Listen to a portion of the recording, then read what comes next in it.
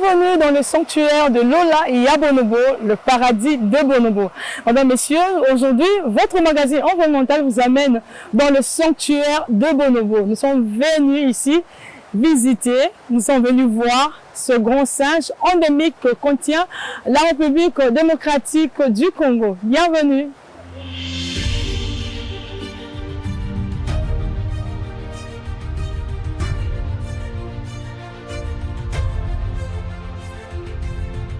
Madame Suzy Kwatwenda, c'est ça? Kwatwenda, bonjour. Bonjour. Vous êtes biologiste et responsable du bien-être des bonobos et j'assure aussi l'accueil des visiteurs au sanctuaire. Alors nous sommes au sanctuaire des bonobos. Dites-nous un peu, depuis quand existe ce sanctuaire? Ça existe depuis quand la création? C'est l'ASBEL, vous avez dit que c'est... Nous sommes une ASBEL qu'on appelle les Amis de Bonobo du Congo, qui a vu le jour en 1994 sous l'initiative de Madame Claudine André, et qui actuellement est assurée sous la direction générale de Madame Fanny Minezi. Nous sommes une organisation pour la conservation d'une espèce emblématique qu'on appelle le bonobo, qui fait partie d'une richesse mondiale et qui fait partie des espèces rares et en danger de disparition, proches de l'homme. Alors vous avez dit que ça existe depuis 1994. Alors depuis ce temps-là, vous avez, bon, pour parler d'aujourd'hui, vous comptez combien d'espèces de bonobos? Nous sommes au secours des orphelins bonobos victimes du braconnage, et c'est vrai qu'au commencement, on a commencé avec une dizaine de bonobos à réhabiliter, étant donné qu'ils sont saisis sur le marché auprès des inspecteurs de l'environnement, et nous sommes confiés ici afin de pouvoir assurer un suivi, un bien-être pour les retourner dans leur habitat naturel. C'est ça en fait l'objectif final de la présence de bonobos ici. Alors quant à vous donner l'effectif qu'il y a, il faut comprendre que nous sommes dans une population, en train de gérer une population très dynamique, qui quitte Lola, qui va en forêt, il y a des naissances, il y a tout un flux, c'est vraiment une dynamique qui évolue dans les temps et dans l'espace, et qui actuellement nous envoie à une septantaine. Ici à Lola Yabonobo, et il y a une trentaine relâchées dans leur milieu naturel à Ekolo Yabonobo. Alors je voulais parler des objectifs, mais vous en avez déjà évoqué. S'il faut parler de bonobos, comment ça se passe? Vous les recueillez où? Avant d'être relâchés, ça se passe comment? Alors les bonobos sont des espèces totalement protégées par la loi, et tout nous provient des alertes. De disparition? Oui, en voie de disparition est totalement protégée. Toute saisie de bonobos commence par une alerte. Et les alertes nous proviennent des personnes sensibilisées par notre canal du programme éducatif. L'ABC travaille avec une devise telle que... L'ABC, c'est les amis de bonobos du Congo. Nous avons une devise qui stipule que la conservation commence par l'éducation. C'est-à-dire que nous apportons une arme efficace pour mieux faire connaître le bonobo, afin de pouvoir connaître sa valeur, de pouvoir pérenniser cette espèce rare et une richesse du pays. Donc les alertes se font grâce à des personnes sensibilisées qui au préalable ont déjà compris ou qui ont reçu les messages sur la protection du bonobo, qui arrivent d'une manière ou d'une autre à nous canaliser de façon directe au sanctuaire, ou de façon... ils arrivent à nous rejoindre de façon téléphonique après avoir alerté sur la présence d'un orphelin bonobo qui se trouve sur un endroit XY. Parce que la loi interdit de tuer, de manger, de posséder et de vendre un bonobo. Alors justement, j'allais parler des lieux d'où ça provient, les alertes. Ça provient des gens qui vous appellent par téléphone. Et donc, j'allais mettre des questions, mais on peut d'abord commencer par savoir d'où proviennent les alertes. Même à Kinshasa, on peut alerter. Oui. Est-ce qu'on alerte seulement pour les bébés bonobos ou les bonobos, je sais pas, les mamans ou les papas bonobos? Mais il faut comprendre la petite histoire que les victimes sont des bébés qui sont victimes du braconnage après qu'on ait tué leurs parents. Les adultes sont intéressants pour l'estomac. Ils sont pourchassés pour la bouffe. On les mange comme du poulet. On les mange comme du poulet. C'est comme n'importe quel gibier, par ignorance. À 98,7%. Manger du bonobo, c'est du cannibalisme. Ça nous ramène même à le protéger, ça le ramène proche de nous à 99%. Tout à fait. Donc en fait, les victimes ces bébés bonobos qui sont victimes du braconnage, c'est parce que après avoir mangé les adultes, une façon de s'en débarrasser, c'est de les commercialiser. Ok. Et, là, et ils ont leur habitat, c'est dans la cuvette centrale autour du bassin du Congo. Dans 6 provinces du pays, les grands équateurs, vous avez les Bandundu, vous avez les 2 Kasaï, une partie du Maniema et au sud de la province orientale, c'est là qu'on localise, la zone sauvage de Bonobo. Ok. Alors, et Kinshasa n'est qu'un réseau commercial. Donc, tous ces animaux qui sont braconnés dans leur milieu naturel sont exportés pour être vendus à Kinshasa, qui est le carrefour commercial. C'est à ce moment-là que vous avez autour des beaches, vous avez dans des marchés. À l'époque, c'était très visible avant qu'on ne se lance dans nos campagnes de sensibilisation, de retrouver des viandes et des bébés bonobos sur le marché, sur des beaches et tout ça, sur les périphéries de Kinshasa. Bon, comme un chien, comme un animal de compagnie, alors que c'est une espèce sauvage et qui nécessite de vivre dans des conditions naturelles. Vendre un bonobo, vendre un animal, un bébé bonobo, je sais pas, un bonobo, c'est une infraction? C'est une infraction, c'est interdit par la loi. La loi, ok. Alors, pour retourner à ma question précédente, je disais, on alerte, on a trouvé un bébé bonobo, et ça se passe comment? Alors, ça doit en alerte. Venir à Kinshasa, après avoir alerté. L'alerte s'est faite auprès des personnes sensibilisées qui vont être recommandées à l'autorité de la place. C'est le cabinet qui gère la gestion faunique, c'est le ministère de l'Environnement. Alors, les inspecteurs de l'environnement vont être normalement la structure de liaison pour assurer un transfert de bonobo qui est organisé par des moyens mis par l'ABC, les Amis de Bonobo du Congo.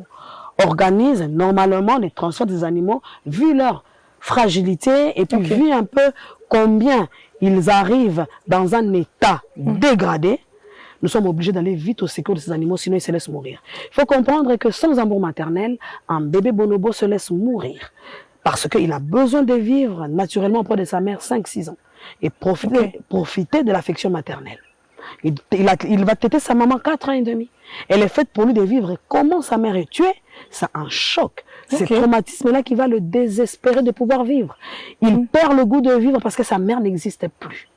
Ah bon?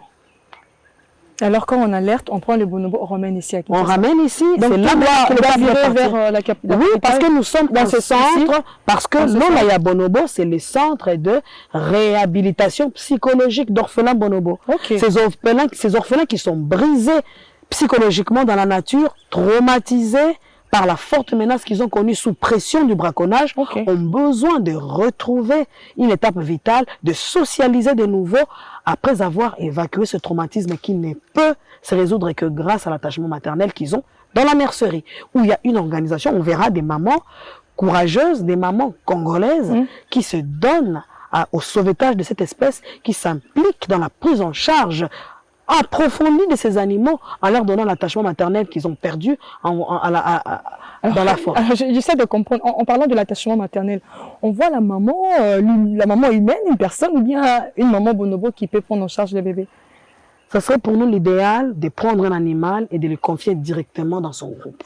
Mais les conditions dans lesquelles arrivent ces bonobos, ils sont normalement traumatisés. Et ces traumatismes déclenchent une dégradation sanitaire. Ils sont traumatisés et affaiblis.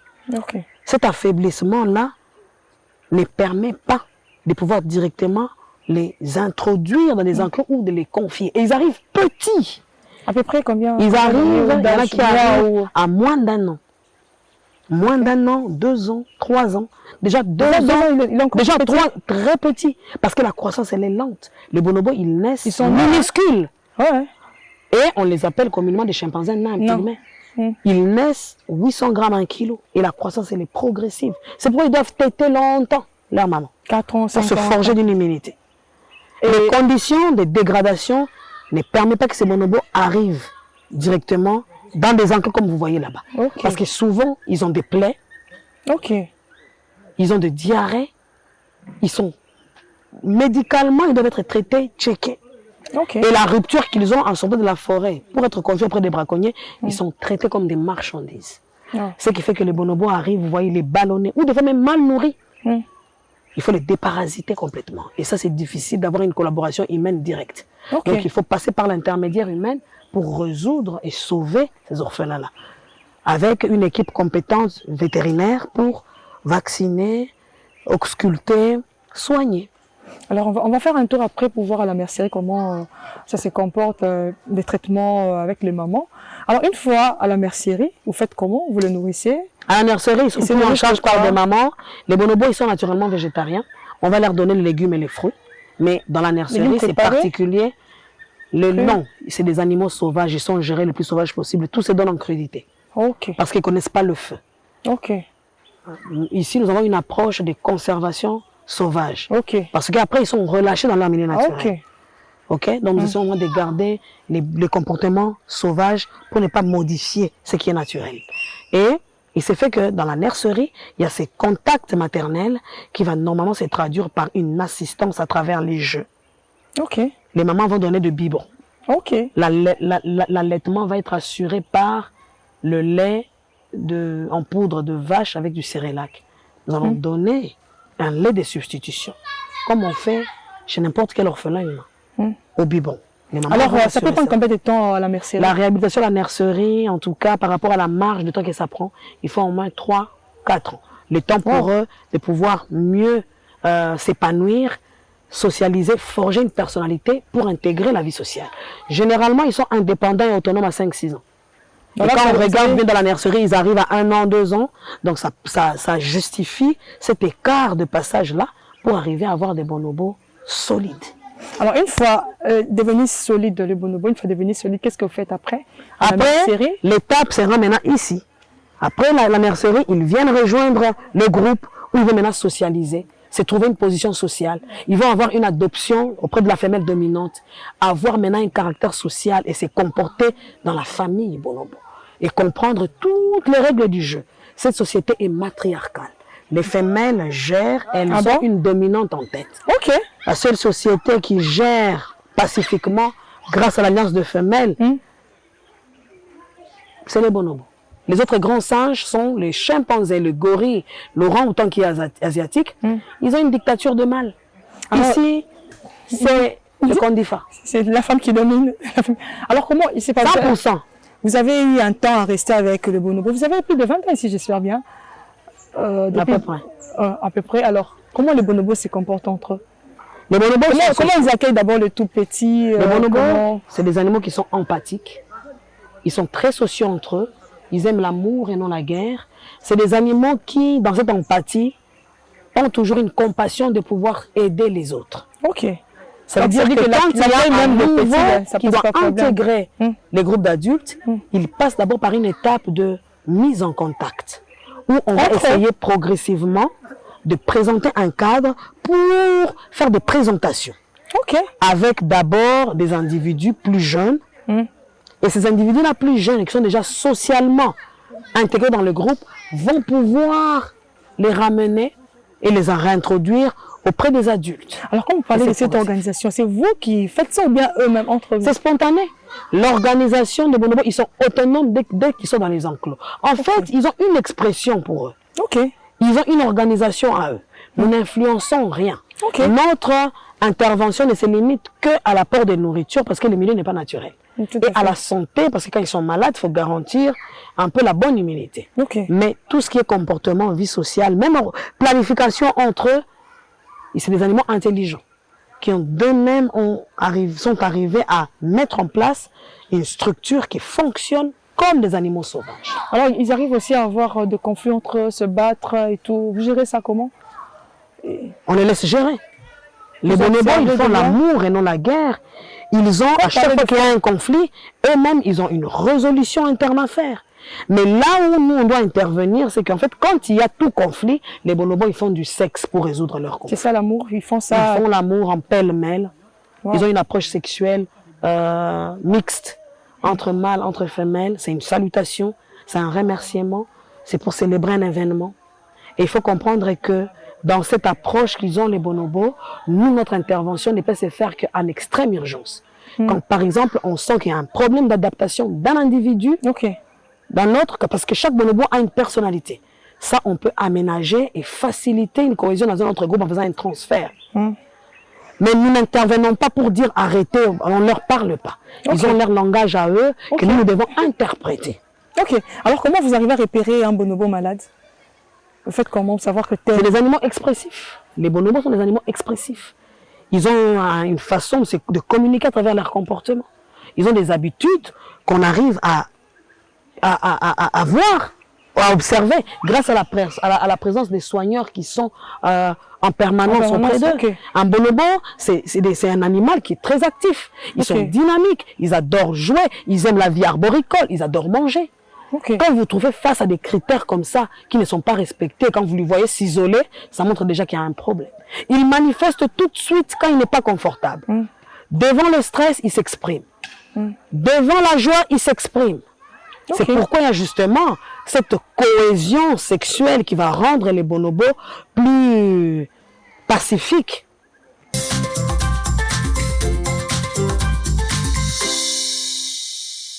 Les bonobos sont des animaux dynamiques qui vivent toujours en groupe et qui sont organisés de manière à avoir une femelle qui est en tête du groupe comme la chef. Et autour d'elle, il y a une alliance. Donc, c'est essentiellement dirigé par une alliance des femelles. Elle est très différente, cette société, par rapport aux autres grands singes comme les chimpanzés, comme les gorilles, qui ont une dictature d'un mâle en tête de leur société. Alors ça va permettre aux femelles, cette unité qu'ils ont, de vivre en harmonie entre elles et de discipliner les mâles qui souvent se mettent en compétition. Les femelles, c'est comme ça qu'ils se nourrissent. Oui, ça c'est une protéine qu'on est en train de donner de boulettes là. Comme ils sont mauvais nageurs, nous profitons de cet handicap pour facilement avoir une approche à à courte distance. Alors, puisqu'ils sont aussi sauvages, vous craignez d'aller vers eux pour leur donner à manger? Oui, ils sont sauvages, ils doivent avoir une limite avec l'homme. Mais il est arrivé des cas d'exception où un bonobo s'en est pris à vous, par exemple? Nous sommes en contact avec eux. Il y a des moments où ils ont besoin d'interagir avec nous. Mais ce n'est pas l'idéal de les domestiquer ou de cohabiter avec eux. Parce que c'est des sujets qui, après, doivent vivre de façon autonome et loin de l'homme. Donc, des cas d'exception. Là où il y a une approche intime, c'est dans la nurserie. Parce qu'il y a l'affection maternelle, il y a un transfert affectif de l'animal envers sa mère de remplacement qui est humaine. Et tout ça, c'est parce qu'on garantit beaucoup plus d'attachement, de tendresse, d'affection. Mais dès qu'ils sont épanouis, dès qu'ils ont une personnalité, ils sont transférés dans les groupes d'adultes. Là, vous assistez à une négociation entre deux femelles. Ça, c'est juste une façon de pouvoir souhaiter bon appétit. Et le tout ça, c'est entre deux femelles. Les bonobos, chez les bonobos, ils font du sexe en pêle-mêle. Entre mâles, entre femelles, oui. Entre petits et grands, oui. Ils ont une approche sexuelle libre. Ils sont différents. Les visages, ils sont différents. De profil. Déjà, c'est facile de voir les mâles et les femelles. Les femelles, ils ont l'organe génital externe. Et elles gonflent, elles dégonflent selon les cycles ovariens de chacune d'elles. Et les femelles, dans cette approche qu'ils ont avec l'homme, à 98,7%, elles ont les mêmes cycles ovariens que la femme, la même gestation de 8 à 9 mois. Et elles règlent 3-4 jours le mois. C'est pareil. La seule différence, c'est seulement morphologiquement que vous voyez, elle est externe, l'organe génital. Vous voyez, mais le fonctionnement, il est identique. Il est identique. Et les mâles, vous voyez bien que les organes génitaux sont bien visibles et bien remarquables, que vous pouvez les distinguer. Alors, et puis après, il y en a qui ont aussi quand même, par rapport à la couleur, les bonobos, ils ont généralement une face noire, différent du chimpanzé qui a une face claire et de grandes oreilles. Mais alors, nous avons, comme là, vous voyez, on a une race un peu marronne. Là-bas, la femelle qui tient l'arbre. Vous voyez qu'elle n'a pas un pelage comme, par exemple, Opala, qui est ici, qui court là. Celle qui court avec sa boulette là. Vous voyez que le pelage n'est pas pareil. Elle est beaucoup plus marronne, elle est plus foncée. Ce sont des critères, des distinctions qui arrivent à nous différencier les uns les autres. Et les noms, vous avez appelé Opala? Ils ont des noms, des villes, des rivières, de la RDC par rapport à leur zone, leur habitat naturel. Donc, de votre côté, vous savez distinguer ça, c'est Opala, ça, c'est peut-être Bandondo. Oui, parce qu'on les voit arriver et dès l'arrivée, chaque bonobo, on conçoit déjà son histoire à partir de personnes qui les ont détenues dans la nature. Il faut comprendre que dans leur origine et tout ça, bien que tous ils sont victimes du braconnage, mais chaque bonobo, les circonstances varient. Ok. Vous avez de ces bonobos qui ont été par exemple retirés et habitués pendant un temps dans les villages. Vous allez remarquer que c'est des animaux qui viennent les traumatismes un peu atténués. Vous avez d'autres qui ont connu forcément des tortures. Ils arrivent avec des blessures, des brûlures, donc des fractures. Les humains qui ont... Oui, parce que pour les attraper, il faudrait les neutraliser. Tu ne l'attrapes pas pacifiquement comme ça. Qui peut accepter de perdre sa maman? C'est ça. Personne. Donc quand la mère chute, on retire le petit bonobo du cadavre de sa mère. Et il reste accroché. Parce que sa mère, c'est sa vie. Ok. Et quand la mère chute, il s'est dit justement que je n'ai plus d'espoir de vivre. C'est toute ma vie qui est partie. Et il se tisse un désespoir. Les bonobos vont commencer par refuser à manger. Ils refusent à boire et c'est le début de la dégradation. Ils viennent maigres, malnutris, avec des œdèmes. Et par malchance... Malnutrition protéino-calorique. Oui, protéino-calorique. Et par malchance, s'ils arrivent à tomber dans une culture où c'est un ménage où on mange du riz avec la chikwang, les trucs, l'alimentation est perturbée. On va les nourrir au féculent, ils vont venir ballonner. Ok. Et beaucoup de gens n'ont pas de notion de considérer l'animal comme l'homme. Nous avons tous les mêmes besoins. L'homme, l'animal partagent les mêmes besoins. Madame Souzy, on a à peu près combien de bonobos ici? Combien d'individus? Ça, c'est une première famille de 21 bonobos, 22 bonobos, parce qu'il y a une naissance qu'on a accueillie il n'y a pas très longtemps. 22 bonobos qui occupant cette première forêt de 10 hectares. 10 hectares. Alors, quand il y a naissance, vous faites comment? Vous prenez le bébé, vous l'amenez à la mer? Pas besoin. Regardez, les naissances sont là. Vous ne les avez pas vues? Si, j'ai vu. Il y a même à côté, là. Patrick, pousse sur mon dent. Maman Moseka. Regardez, ça, c'est une naissance qu'on a eue il y a une semaine. C'est maman Moseka. Elle protège tellement son petit, vous voyez? Vous voyez comment il protège? Il protège son petit. C'est très fragile. Vous voyez? Ils ont besoin de cette cohabitation-là. 5-6 ans. Mais elle allait le bébé? Regarde comment elle la cache. Tu vois comment elle cache? Ça, c'est la protection. Maternelle. La protection maternelle et l'amour qui se traduit avec.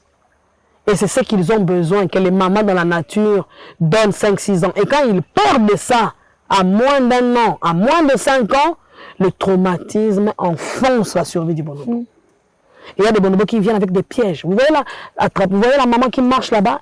Elle a sa main droite est atrophiée. Pourquoi? Bandondo. Elle s'est fait attraper dans le piège quand elle est venue. Ok. Quand elle était toute petite?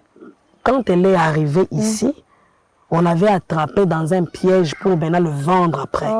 Il est venu avec un handicap qu'on n'a pas pu soigner. Regardez sa main droite. Ok, ça se voit là. Et ça, c'est la maman de Moseka. Celle-ci? Oui, celle-là avec handicap. Sa fille, c'est lui qui a le bébé. Ok. Et la petite qui est à côté, c'est sa petite sœur. Ok. Qui est en train de faire du sexe avec le tout là. Parce qu'elle voulait faire un peu un jeu violent. Vous voyez que les bonobos, c'est expressif. Rien qu'en les observant, tu interprètes ce qu'ils font. C'est ça. Et ça demande beaucoup d'attention. Ça demande beaucoup de sacrifices. Le plus âgé doit avoir combien d'âge? Dans le sanctuaire qu'on a? Ici? Ici, dans ce groupe? Oui. Dans ce groupe, le plus âgé doit avoir autour de 40 ans. Et dans les sanctuaires en général? Dans les sanctuaires en général, on a 45 ans. 45 ans. Notre doyen, il a 45 ans. 45 ans d'âge. Alors, comment vous faites pour aller les réinstaller ou comment je peux les réintroduire dans le milieu naturel? Oui. On sélectionne dans ces groupes une dizaine. Et il faut faire attention à des critères. Nous transférons un groupe stable. Les bonobos, ils vivent dans une société où il y a normalement des amitiés, il y a des cohésions, il y a des relations. Et chacun a des préférences. Toi, tu es mon pire ami, jamais sans toi. On considère tout ça, le lien social entre individus. Et ça peut faire au moins, pour avoir un groupe équilibré, on tient compte des mâles, femelles, équilibré des bonobos avec une personnalité pouvant défendre, de pouvoir se débrouiller dans la nature, parce que quand ils sont relâchés, ils ne sont plus nourris. Ok. Étant donné qu'on les envoie Ouais. pendant la saison de fructification, Ok. pour leur faciliter l'élan d'exploration. Alors, pour mieux expliquer, on sélectionne dans la grande famille des individus qui ont déjà des liens sociaux entre eux. En Là, choisissant, vous entrez dans la forêt. on n'a pas besoin d'entrer. Ici, ils vivent en semi-liberté. Les bonobos, chaque soir, après la forêt, ils ont des abris de nuit. Ok. Ah, bon, c'est ça. Tous les soirs, ils reviennent dans l'abri de nuit. Ok. Donc, on a une facilité de les ramener et de les libérer et d'avoir une gestion. Eux-mêmes, ils savent déjà que la nuit, ils doivent sortir pour aller... Parce que c'est des animaux qui ont un cycle de vie diurne. Comme toi. Donc, Tu ils dorment actives la le nuit. jour, et oui. Et l'horloge Ça biologique, peut faire, c'est le soleil. Ok. C'est des animaux intelligents, hein, qui ont aussi la notion du temps. Hein. Donc là, ils savent Ils ont la notion du 18 heures. temps. Quand le soleil se couche, on se couche. Quand le soleil se lève, le jour commence. Et nous, on doit aller dans la nature. La nature est la grande école qui va permettre aux bonobos de recycler leur intelligence. Ici, vous avez la femelle dominante. Regardez son caractère. Elle est très permanente, elle est mobile. C'est Et là. tout, celle-là, la grosse, Là-bas. la grosse qui est en train de marcher au bord de la rivière, là, qui a une pierre en main. Elle s'appelle Semendoa. C'est la mère chef ici. C'est là qui on a donné la boulette. Elle s'appelle Ouais, Semendoa. Amouniango bien teint. Alors, qu'est-ce qu'elle fait Elle concrètement? protège le groupe, elle dirige, et c'est elle qui donne le haut commandement. Quand ils doivent se déplacer, c'est elle qui va donner l'élan. Quand elle veut punir une infraction, Ça se passe aussi. une provocation, par exemple, qu'un mâle a fait envers une femelle, ou des disputes entre mâles inutiles, quand ils doivent discipliner cela, la femelle s'implique. Et elle va appeler toute son alliance, c'est son gouvernement. On n'a pas vu Et ça. ils n'ont pas besoin, hein, ils n'ont pas besoin d'élection. C'est la personnalité, l'ancienneté et le caractère qui va affirmer une femelle en tête. Tous n'ont pas la même personnalité. Il y a des timides, il y a des turbulentes, il y a ceux qui sont calmes, vous avez des violents, hein? Vous avez aussi des réservés. Okay? Donc, après avoir repéré les bonobos qu'on doit ramener dans la nature, donc vous l'amenez dans les provinces, dans les 6 provinces que vous avez citées. On les ramène particulièrement et précisément à Ekoloya Bonobo, à Bassankousou. C'est à 7 km de la ville de Bassankousou à l'équateur. Là-bas, il y a notre deuxième projet qui s'appelle Ekoloya Bonobo. C'est le centre de réadaptation à la vie sauvage. L'Olaya Bonobo, où on récupère ces orphelins, c'est le centre de réhabilitation d'orphelins bonobo. Alors l'ABC travaille sous 2 approches. L'Olaya Bonobo et Ekoloya Bonobo. Ces deux projets qui font la force de l'ABC, les Amis de Bonobo du Congo.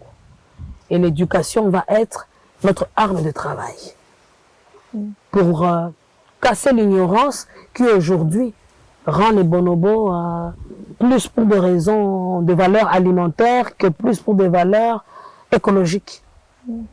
Ce sont les meilleurs jardiniers de la nature.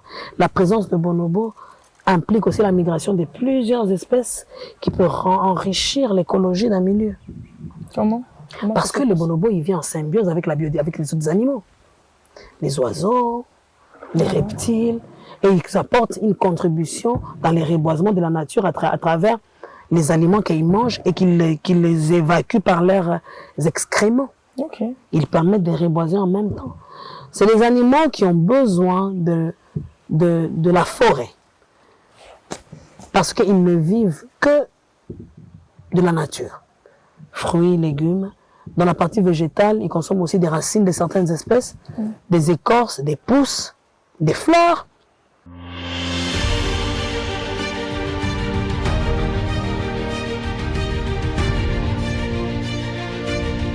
Alors, comme je vous ai expliqué, la localisation géographique du bonobo part du bassin du Congo, dans cette couverture, sur la rive gauche du fleuve ou au sud du fleuve Congo.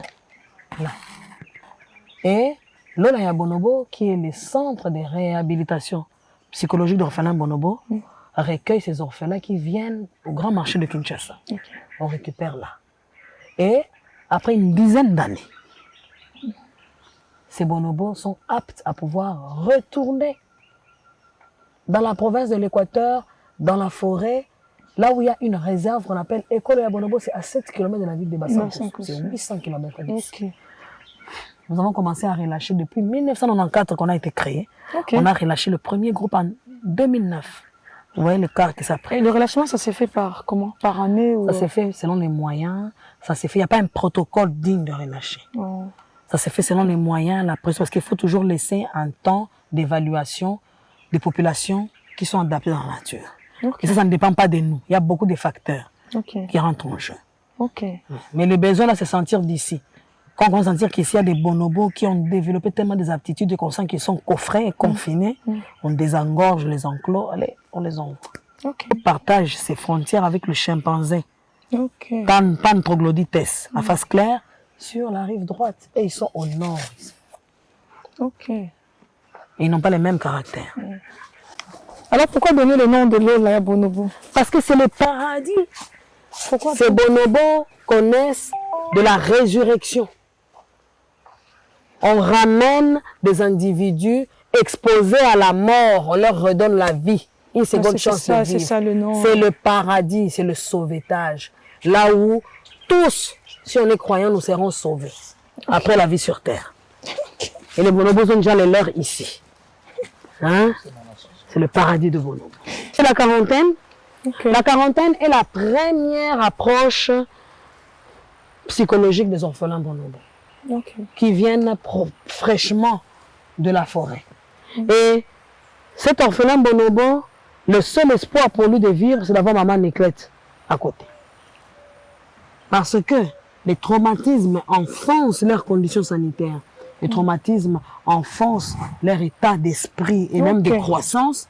Il faudra alors un attachement maternel de nouveau qui va se substituer par l'influence de la maman humaine.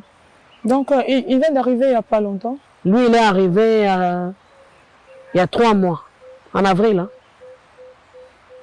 Il est arrivé à 3 mois. Ok. Et vous voyez qu'il est tout petit. Là, Ça, c'est un an et il prend demi. les biberons. Ça, c'est son biberon.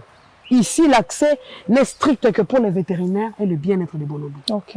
Ils ont besoin de vivre en état libre, mais les petits de la nurserie, étant donné qu'ils ont une vie intermédiaire avec les mamans humaines, on est obligé d'aménager un peu des conditions qui rapprochent un peu au confort pour alléger un peu la bonne adaptation avec les mamans dans la nature, les mamans humaines. C'est ainsi qu'ils ont cette pièce aménagée comme salle de jeu. Juste pour les bébés. C'est juste pour le bébé et ils n'utilisent ça que quand il pleut parce que la forêt en haut, vous allez remarquer avec moi qu'elle est très ouverte. Okay. Ce n'est pas dense comme les adultes. Et on ne peut pas laisser sous la pluie des mamans humaines se mouiller avec les bonobos. Ok. Ok? Parce que ici, l'état n'est pas purement sauvage. L'état est intermédiaire entre la nature et la vie humaine. Ok. Voilà.